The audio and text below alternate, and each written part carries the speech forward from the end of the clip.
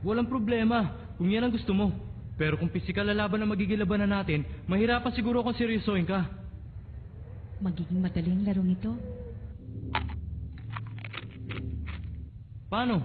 Ikaw naman ang magdesisyon sa pustahan. Sabihin mo na kung anong gusto mo. Ano kaya maganda? Doktor? Ang gusto ko'y pumusta ka kung isa kang babae o lalaki. Ano sa palagay mo, Doktor? Ano? Siya ang kriminal na walang ginagamit na armas.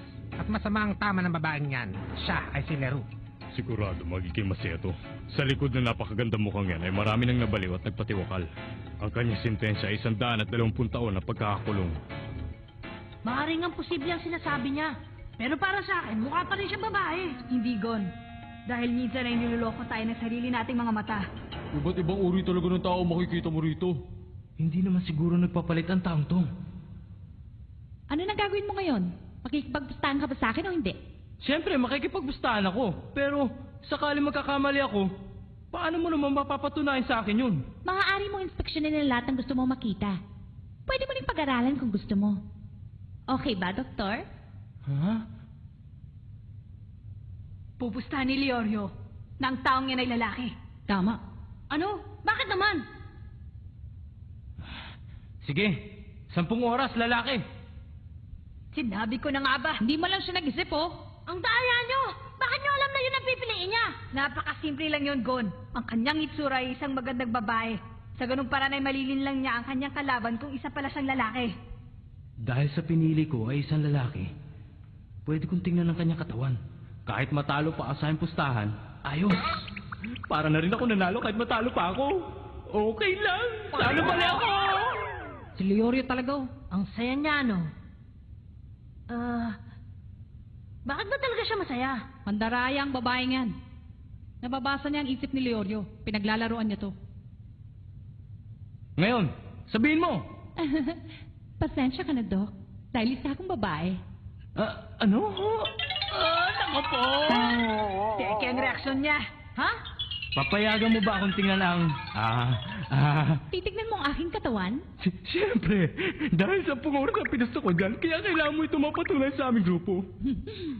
Sandali! Ano bang gagawin nilang dalawa? Abat! Bakit nasira ang monitor? Ayusin natin!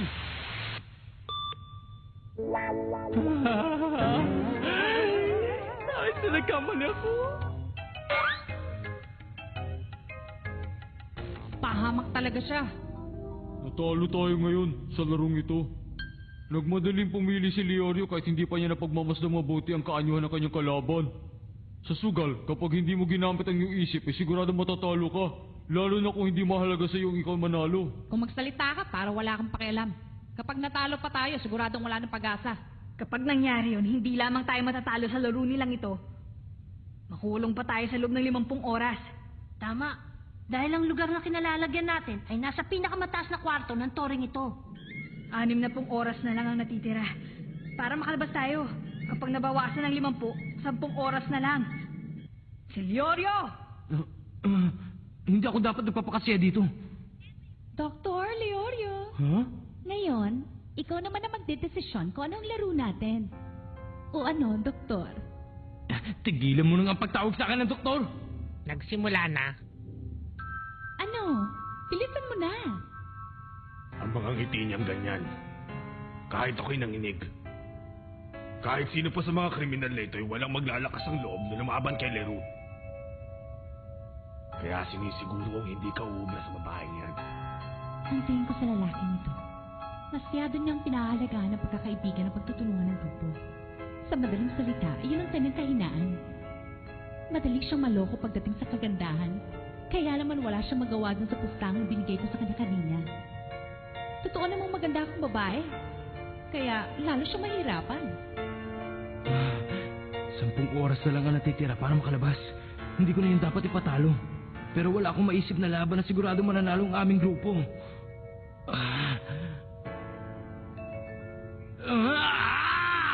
Hirap na siyang mag-isip. Samantalang kanina wala pa isang segundo nakapag-desisyon na siya kagad. Anong problema, Doktor? Sabihin mo na, anong lalaruin natin? Bilisan mo, madali ako mainip. Teka, huwag ka naman magmadali dyan. Hirap na nga ako mag-isip dito eh. Ibang klase. Doktor ka pa naman, isang laro lang, hindi ka pa makapag-isip. Tumahimik ka! Itigil mo na ang pagtawag sa akin ng doktor. Dahil hindi pa ako tapos sa pag-aaral. Kung tatanungin ko siya kung isa akong babae o lalaki, hindi maaaring halatang halata eh. Paano kung si Karabi ka mahalata kaya niya? Bakit gano'n ang tingin sa akin ni Leorio? Gaano katagal mo pa ako paghihintayin? Madali lang yan, tanungin mo kung tungkol sa iyong sarili. O baka naman hindi mo rin alam kung sino kang talaga at kung ano ang tunay mong kakayahan, doktor. Ano?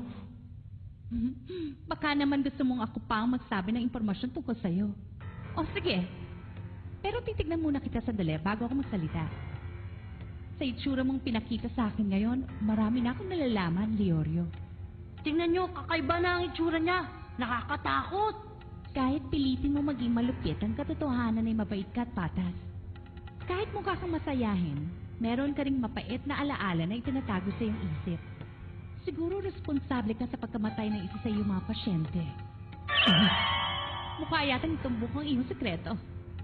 At ang taong yan ay maaaring ang iyong kaibigan. Huh? Tama ba? Siya ang iyong kaibigan. Nasawi ang iyong kaibigan ng dahil sa kapalpakan mo. Mali ka! Hindi ko kasalanan ang pagkamatay niya.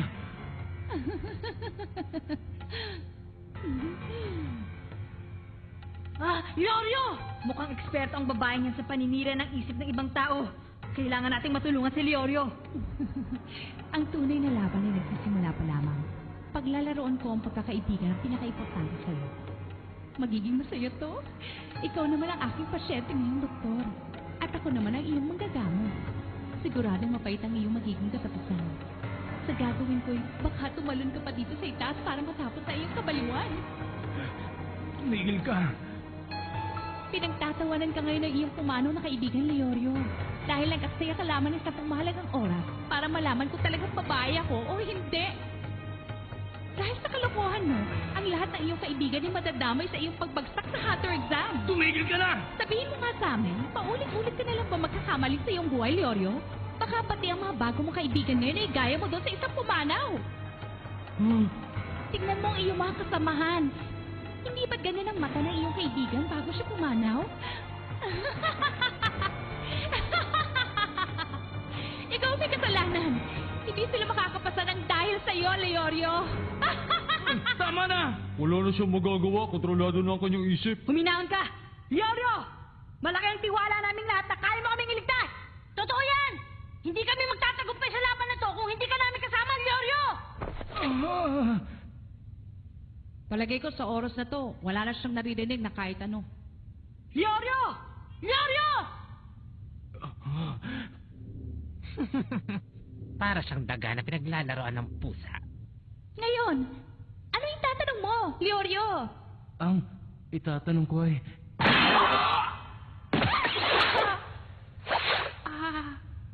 Ang sakit! Ibigay mo ng tanong! Leorio! Kung hindi, maubos ng oras natin! Ano? Anong tanong? Oo nga pala. Gon, sa susunod, huwag mong masyadong lalakasan. Wala talaga akong maisip na tanong.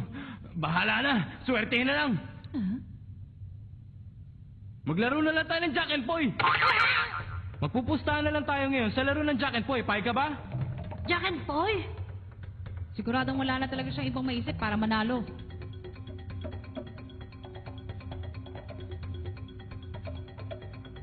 Kung yan ang gusto mo, Jack and Poy ang paglalabanan nila. ipupusta ko ang lahat ng oras na hawak ko para lamang manalo. Ha? Ang lahat ng oras mo? Hindi naman yung magiging problema, hindi ba? Pwede ko ipusta ang lahat ng oras na gusto ko. Tsaka kahit na matalo ka, 10 oras lang mapapanalunan ko, kaya wala kang dapat ikatakot. Kapag natalo ako, wala na kaming oras. Asar! Bakit ba puro pagkatalo lang iniisip ko? Malaking pagkakataon ito para sa amin.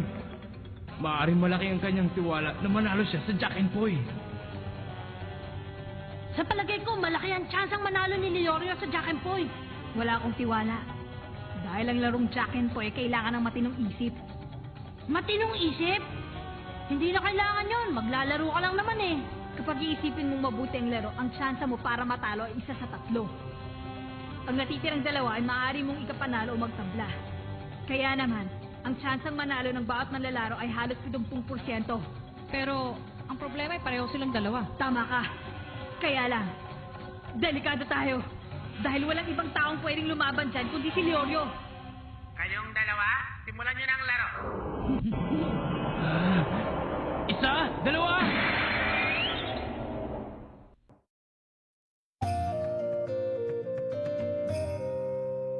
Sana hindi magkamali si Leorio dahil karaniwan sa mga tao ang unang ginagamit ay Tatlo! gunting.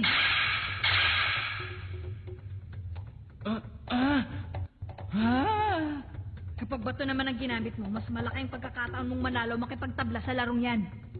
Kung ganoon, siguradong alam ni Leorio yon, hindi ba? Kaya lang, ang pangalawang laban ay siguradong maggagamitan na ng isip. Gamitan ng isip? Ngayon, anong gagamitin niya? Ginamit na niya ang bato. Sigurado manloloko na siya. Hindi, gusto na niya manalo. Teka, sandali lang. Siguro yung iniisip na niya matatalo na ako. Ha? Hindi ko akalaing ninervisin ako sa larong Jack and Poy. Gusto mo ba sabihin ko na sa'yo? Ha? Ang susunod na gagamitin ko ay papel. Ano?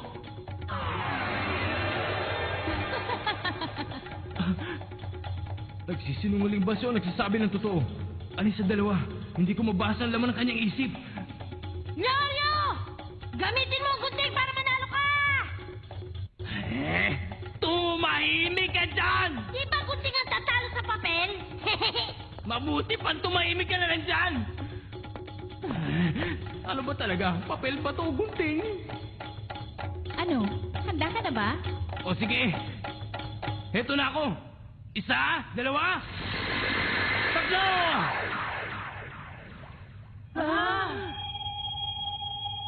Ah? Sira ka talaga. Sinabi ko naman na papel ang gagamitin ko. Natalo ko. Sayang! Sinabi ko naman sa'yo kanina na gunting ang gamitin mo. Kung titignan mo lang ang resulta ay tama ka. Pero kung ikaw ang naglalaro at hindi ka sigurado sa iyong gagawin, ay lalakas ang loob ng iyong kalaban at malamang ay matalo ka. Isa pa ay masyado na siyang nalito. Dahil sinabi ng kanyang kalaban ko anong gagamitin niya. Nagpaloko ka. Alam ko hindi mo gagamitin ng gunting dahil sinabi ko ng papel ay panlalaban ko. Masyado na rin napagod ang isip ni Leorio kanina dahil hindi niya alam kung paano siya mananalo. Malamang yun ang dahilan ng kanyang pagkatalo. Kung gano'n, kinain pala siya ng buo nung mukhang makukulam na babae nga.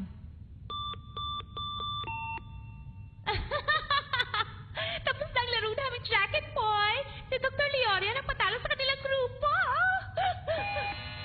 Ang laban sa pagitan ng dalawang doktor ay masyadong madaling natapos. Ngayon ay patas na ang putos ng dalawang grupo. Hindi lang yun. Magbabayad pa tayo ng 50 oras dahil sa pagkatalo natin sa pustahang ito. Paano yan, Kurapika? Ilang oras na lang ang natitira sa atin?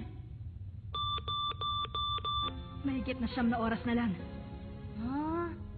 Hindi na importante kung ilan pa ang nalalabing oras. Dahil ang hahantungan ng makakalaban ko ay katapusan. Pasensya na. Sana nagbarahan na lang kami. Kaysa doon sa larong Jack and Poy, mas malaki pa sana ang pag-asa ko manalo. Nakakahiya ka talaga. Ang huling laban ng dalawang grupo. Ang mga manlalaro ay... Teka, sandali lang. Sino na lang ba natitirang lalaban sa ating grupo? Ako yun. Ha? Nakakainis talaga maghintay. Muntik na ako makatulog. Anong? Bakit ganyan ang tingin mo sa akin? Dapat pala ipinanalo ko na lang yung laro ko kanina. Kapag ginamit na naman nilang isip, ay siguradong talo na tayo. Gon, payagan mo na ako. Isang ano lang. Minahon ka! Yan ang pinakuling salita ko tatanggapin ko mula sa isang talunan. Inaamin ko na pagdating sa kwentuhan, siguradong susuko na ako sa kanila. Huwag kang magalala. Alam kong kahit na anong laban ay siguradong mananalo ka. Malaki ang tiwala namin sa'yo. Gon. Kanina ay alam mong bato ang mauna. Huwag ka maghahamon ng Jack and Poy! Talaga?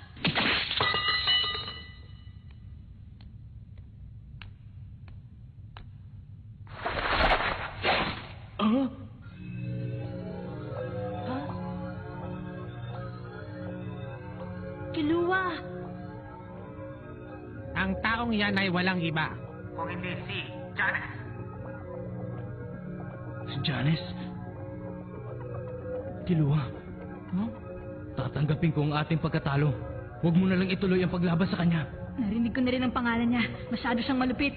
Tama ka. Janice ang matador. Isa siya sa may pinakamarami tinapos na buhay sa kasaysayan ng Japan.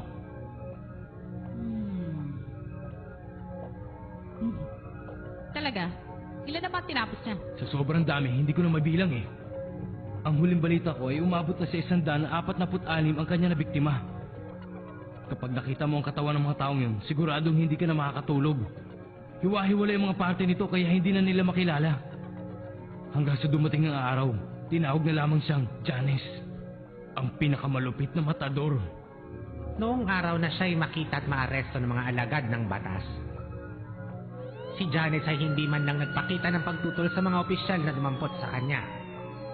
Pero, noong pinandar na noong pulis yung sasakyan para dalhin siya sa bilangguan, ay bigla na lamang... Masyado siyang mabilis kumilos. Kaya kanyang tapusin sa isang iglap na hindi mo namamalayan. Walang sino man na makakapantay sa pambihirang kakayahan ng kanyang mga daliri. Si Janice ang pinakamagandang koleksyon na nahuli ko mula noong ako'y maging isang blacklist hunter. Ibang klase. Nadurog niya yung simento. Pambihira ang kakayahan ng kanyang kamay. Ngayon, nakita mo na. Kaya hindi mo na kailangan makipaglaban sa isang baliw na katulad niya. Marami pang pagkakataon para maging hunter. Sana ay maintindihan niyo ako sa pakiusap ko. Kailangan na talaga natin sumuko ngayon. Meron ba tumututol?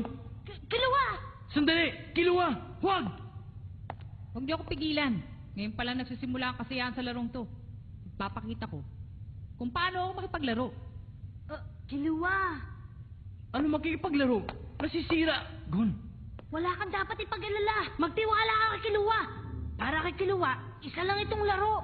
Sinabi na nga kung anong kakayahan ni Janice, hindi pa rin sila nakinig. Bahala na kayo.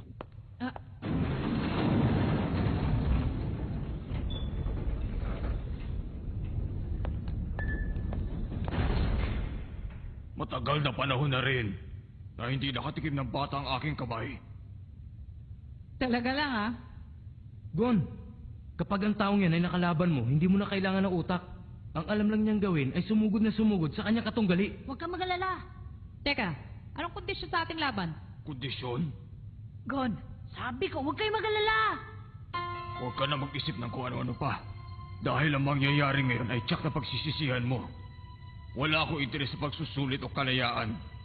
Ang gusto ko lamang ay pulbusin ang iyong katawan. Yun lang ang wala ng iba.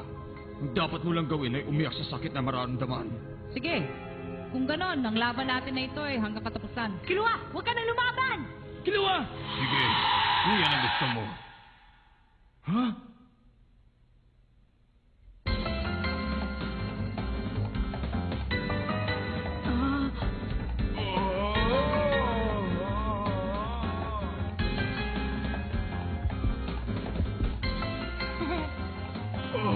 Ibalik mo yan.